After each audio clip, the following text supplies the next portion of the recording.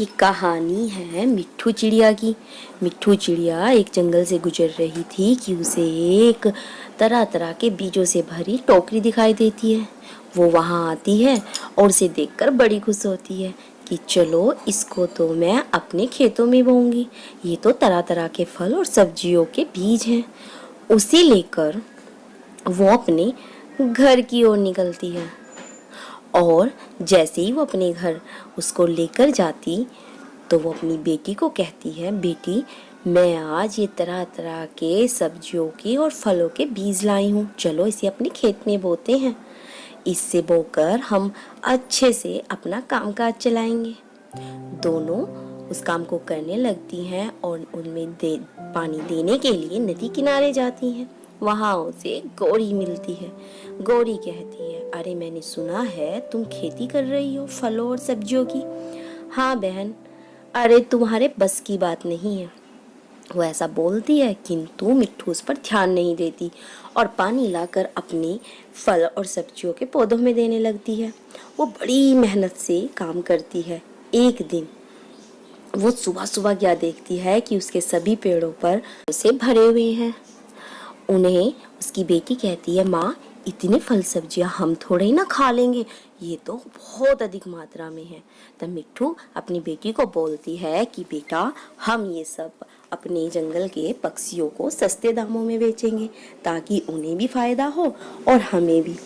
मिट्ठू अपनी सारी सब्जियां ठेले में भरकर पक्षियों के पास बेचने जाती है। उसी रास्ते में पक्षी यानी कि तोता, रिया और कबूतर मिलते हैं। तब वो उससे पूछती हैं कि इतनी अच्छी और ताज़ी सब्जियां फल कहाँ से लाई हो। रानो उनको बताती है कि उसने खेती की है और वो अब से सब्जी बेचने का काम किया करेगी।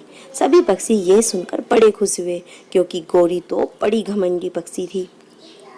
गौरी भी उसे दूर से देखती है, आकर कालू को सारी बातें बताती है।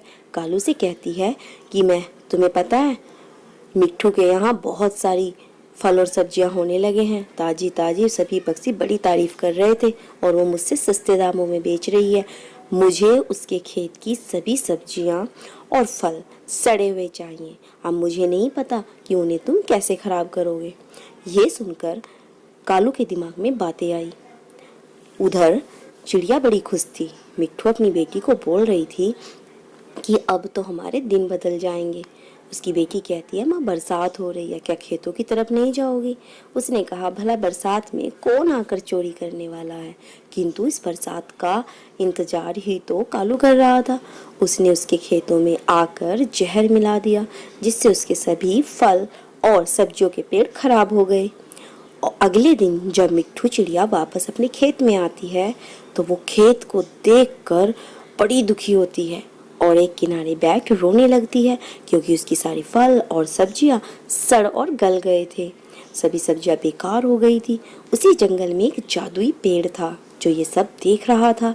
उसको बड़ा तरस आया। उसने अपने पास मिट्ठू को बुलाया और कहा कि बेटा मैं जानता हूँ ये सब कैसे हुआ, खैर इन सबको छोड़ो, तुम मुझसे ये जादुई बीज ले जाओ और जाकर अपने आंगन में बेच देना। जितना तुम खेतों में फल सब्जियां बोते हो ना, उतना इस एक बीज पेड़ पर ही तुम्हारे सारे फल और सब्जियां आ जाएंगे और तुम्हें दुखी होने की जरूरत नहीं है। आज तुम बोना और कल सुबह तक ये फल और सब्जियों से लदपद हो जाएगा। उसने जाकर ऐसा ही किया। सुबह ही जैसे ही मिट्ठू उठी तो उसने देखा कि उसके आंगन में बहुत बड़ा पेड़ फल और सब्जियों से भरा हुआ है। ये सब मिट्ठू अपनी बेटी से बता ही रही थी कि वहाँ पर गौरी कौवी आ जाती है। गौरी ये देखकर बड़ी आश्चर्यचकित होती है कि आखिर इसके पास ऐसा क्या है कि एक ही रात में इसने अपने आंगन में इतना बड़ा पेड़ फल और सब्जियों से लदा हुआ बना लिया है। वो जाकर ये सारी बातें कालू को बताती है। जब वो कालू को बताती है तब वो कहती है कि ना जाने उस छोटी चिड़िया के पास ऐसा क्या है कि हमारे पास नहीं है। हम उसे कितनी बर्बाद करने की कितनी भी मेहनत कर ले, लेकिन वो हमेशा हमसे आगे ही रहती है। उसके आंगन में एक पेड़ है, मुझे उसकी सारी फल और सब्जियां चाहिए। अब मैं उस पेड़ की ही फल और सब्जियां बेचूंगी। कालू रात को आता है और चोरी करने लगता है। वो चोरी कर टोकरी भर लेता है हरे हरे सब्जी और लाल लाल फलों की और बड़ा खुश होता है। उस सब्जी के टोकरे को वो उठाता है, उठाकर अपने घर लाता है और वो गौरी को दिखाता है, देखो मैं सब्जी ले आया। तब गौरी और कालू बड़े खुश होते हैं, लेकिन ये क्या, जैसे ही उन्होंने उसे छुआ खुश हो जाती है और जैसे ही वो उसे छूती है तो क्या देखती है कि उन सब्जियों के बड़े बड़े सांप बन गए। ये देखकर वो रोने लगती है और जल्दी से कालू को लेकर घर से बाहर निकलती है। ये सब कैसे हुआ, गौरी कौवे से पूछ ही रही थी कि कौवे के दिमाग में आया कि क्यों ना हमें मिट्ठू चिड़िया के पास जाना चाहिए। और वो मिट्ठू चिड़िया के पास गया और उसे कहने लगा कि मैंने तुम्हारे यहाँ से फल और सब्जियाँ चोरी की थी मिट्ठू, न जाने कैसे वो तो सांप बन गए सांप, उन्हें प्लीज मेरे घर से भगाओ ना।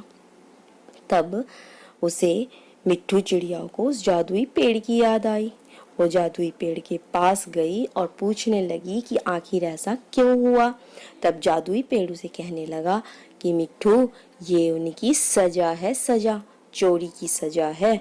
कोई बात नहीं, अगर तुम चाहती हो कि उन्हें बस इतनी ही सजा काफी है तो मैं उन्हें वापस फल और सब्जियां बना देता हूँ, किंतु सभी पक्षियों को बता देना कि चोरी की गई फल और सब्जियां कुछ भी बन सकते हैं। इस तरीके से कालू और गौरी घर वापस आते हैं तो देखते हैं कि सच में वो तो सब्जियां बन गई। और इस तरीके से मिट्ठू चिड़िया का पूरे जंगल में फल और सब्जियों का काम बन गया। जादुई पेड़ ने जिस तरीके से मिट्ठू का साथ दिया, उसी तरीके से हमारा साथ भी कुछ लोग दे जाते हैं। चोरी करना बुरी बात है। इस कहानी से हमें ये सीख मिलती है कि हमें कभी किसी का बुरा नहीं सोचना चाहिए। अगर हम किसी का बुरा सोचेंगे तो हमारे साथ खुद बुरा हो जाता है। किसी को छोटा दिखाने के लिए उसके साथ गलत व्यवहार की जरूरत नहीं है, बल्कि हमें अपने आप को महान बनाना चाहिए।